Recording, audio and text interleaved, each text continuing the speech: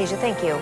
5:32 this morning. This Black History Month, 41 Action News celebrates and shares stories of Black culture, of people who've made history and a difference.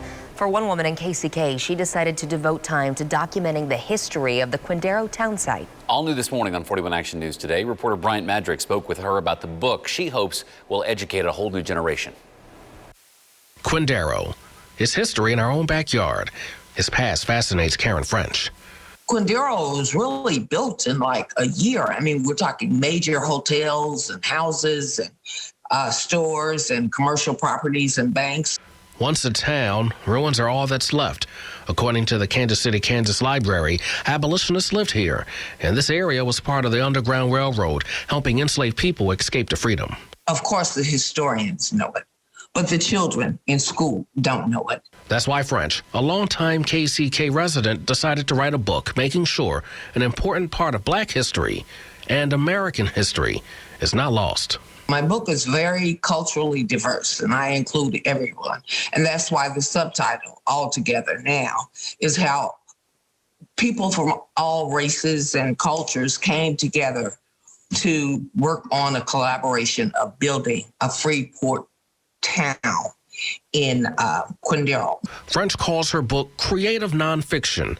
Along with artwork, it tells Quindaro's existence over an 88-year period and the local, national, and world events that had an impact. I try to incorporate everything and every aspect from housing to education. French hopes her attempt to document often forgotten history has a lasting impact for its readers. Self-education, to know self, will help direct you in a path in which to go.